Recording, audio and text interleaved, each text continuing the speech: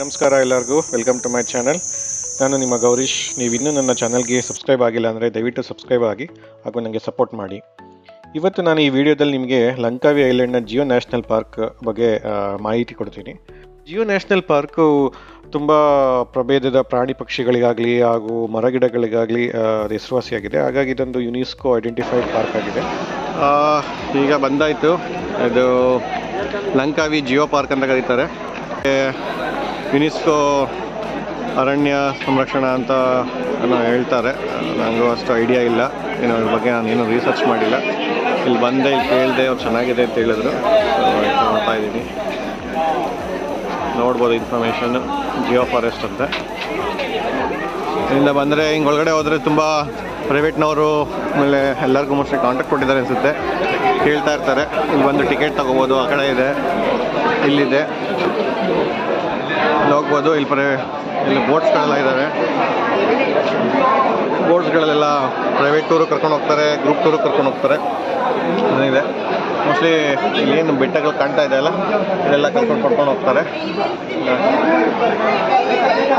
ಪಾರ್ಕ್ನ boat riding ಮೂಲಕ ಹೋಗಿ ನೀವು ನೋಡ್ಬೋದು. ಅದ್ರ ಜೊತೆಗೆ ಬೇರೆ ಬೇರೆ ಆ್ಯಕ್ಟಿವಿಟೀಸ್ ಕೂಡ ಇದೆ. ಒಂದು ಕ್ರೊಕೊಡೈಲ್ ಕೇವ್ ಆಗಲಿ ಅಥವಾ ಬಾಟ್ ಕೇವ್ಸು, ಆಮೇಲೆ ಈಗಲ್ ಫೀಡಿಂಗು, ಆಮೇಲೆ ಫಿಶ್ ಫಾರ್ಮಿಂಗ್ ಅಂತ ಈ ಥರದ್ದೆಲ್ಲ ಬೇರೆ ಬೇರೆ ಆ್ಯಕ್ಟಿವಿಟೀಸ್ ಇದೆ. ಸೊ ಅದನ್ನೆಲ್ಲ ನಿಮಗೆ ತೋರಿಸ್ಕೊಂಬರ್ತಾರೆ. ಇದು 3 hours ಮತ್ತು 4 hours ಈ ಥರ ಜರ್ನಿ ಇದೆ.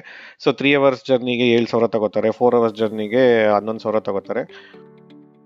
ನಿಮಗೆ ಸ್ಟಾರ್ಟಿಂಗ್ ಹೋಗ್ತಾನೆ ಗೋರಿಲ್ಲಾ ಮೌಂಟೇನ್ ಅಂತ ತೋರಿಸ್ಕೊಂಡು ಹೋಗ್ತಾರೆ. ಅದೊಂದು ಮೌಂಟೇನ್ ಒಂಥರ ಗೋರಿಲ್ಲಾ ಶೇಪಲ್ಲೇ ಇದೆ. ಸೊ ಅದನ್ನ ನೀವು ಐಡೆಂಟಿಫೈ ಮಾಡ್ಬೋದು. ಇದಾದಮೇಲೆ ಅವರು ನಿಮ್ಮನ್ನು ಕರ್ಕೊಂಡು ಹೋಗೋದು ಈಗಲ್ ಫೀಡಿಂಗಿಗೆ.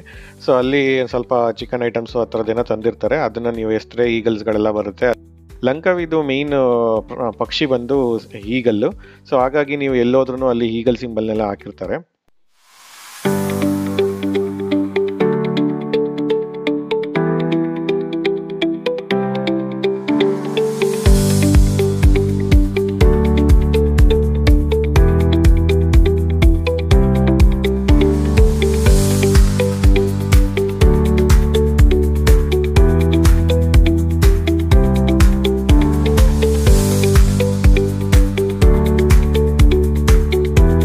ಈಗಲ್ಸ್ನೆಲ್ಲ ನೋಡಿಕೊಂಡು ಎಂಜಾಯ್ ಮಾಡಿಕೊಂಡು ನೀವು ನೆಕ್ಸ್ಟ್ ಮುಂದೆ ಹೋದರೆ ನಿಮಗೆ ಸಿಗೋದು ಕ್ರೊಕೊಡೈಲ್ ಕೇವ್.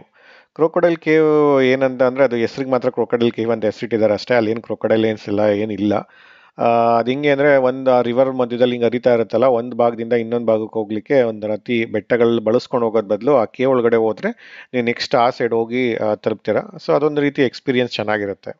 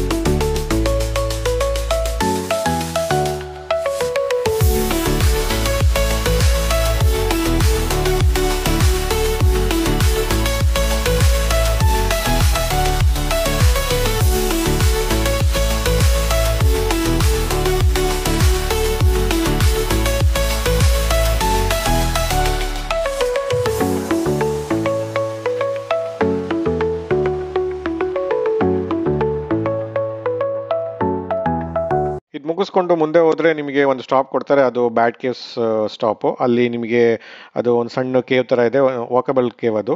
ಸೊ ಒಳಗಡೆ ಹೋಗಿ ನೀವು ಎಲ್ಲ ವಾಕ್ ಮಾಡಿಕೊಂಡು ಒಂದು 20 to 30 minutes ಅಲ್ಲಿ ಸ್ಪೆಂಡ್ ಮಾಡ್ಬೋದು.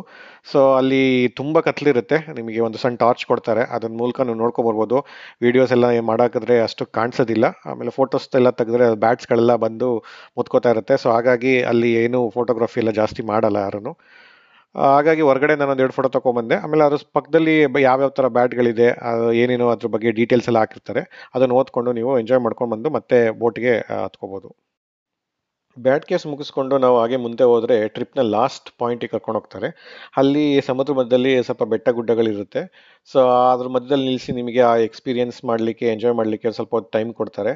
ಸೊ ಅದ್ರ ಜೊತೆಗೆ ಅಲ್ಲಿ ಆ, ಒಂದು ಗುಡ್ಡದ ಮೇಲೆ KILM ಜಿಯೋ ಫಾರೆಸ್ಟ್ ಪಾರ್ಕ್ ಅಂತ ಬರೆದಿರ್ತಾರೆ. ಸೊ ಅಲ್ಲೆಲ್ಲ ಒಂದು ಸ್ವಲ್ಪ ಫೋಟೋಗಳನ್ನ ತಗೊಂಡು ಸ್ವಲ್ಪ ಹೊತ್ತು ಆ ಸೀನ ಎಂಜಾಯ್ ಮಾಡಿ, ಸೊ ಅದಾದ್ಮೇಲೆ ಮತ್ತೆ ಬ್ಯಾಕ್ ಟು ದಿ ಸ್ಟಾರ್ಟಿಂಗ್ ಪಾಯಿಂಟಿಗೆ ಬರಬೇಕು.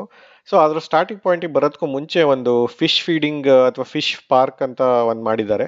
ಸೊ ಅಲ್ಲಿ ಹೋಗ್ಬಿಟ್ಟು ನೀವು ಫಿಶ್ಗಳನ್ನೆಲ್ಲ ಮುಟ್ಬೋದು, ಆಮೇಲೆ ಬೇರೆ ಬೇರೆ ಥರದ್ದು ಫಿಶ್ಗಳನ್ನೆಲ್ಲ ಕೈಯಲ್ಲಿ ಇಟ್ಕೊಂಡು ಮತ್ತೆ ಫಾರ್ಮ್ ಒಳಗಡೆ ಬಿಡ್ಬೋದು.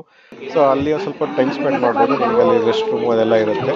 ಸೊ ಅಲ್ಲೊಂದು ಸ್ವಲ್ಪ ಅದನ್ನ ಯೂಸ್ ಮಾಡಿಕೊಂಡು ನೀವು ಮತ್ತೆ ಟ್ರಿಪ್ನ ಎಂಜಾಯ್ ಮಾಡ್ಕೊಂಡು, ಸೊ ಅದೇ ಬೋಟಲ್ಲಿ ಮತ್ತೆ ಅವರು ಬರ್ತಾ ತುಂಬ ಸ್ಪೀಡಾಗಿ ಕರ್ಕೊಂಡ್ಬರ್ತಾರೆ. ಸೊ ಆ ಎಕ್ಸ್ಪೀರಿಯನ್ಸ್ ಕೂಡ ನೀವು ಮಾಡ್ಬೋದು. ಈ ರೀತಿಯಾಗಿ ಟೋಟಲ್ ಎಂಜಾಯ್ ಮಾಡ್ಬೋದು ನೀವು. ವಿಡಿಯೋ ಇಷ್ಟ ಆಗಿದ್ರೆ ದಯವಿಟ್ಟು ಲೈಕ್ ಮಾಡಿ, ಶೇರ್ ಮಾಡಿ ಹಾಗೂ ನನ್ನ ಚಾನಲ್ಗೆ ಸಬ್ಸ್ಕ್ರೈಬ್ ಮಾಡಿ.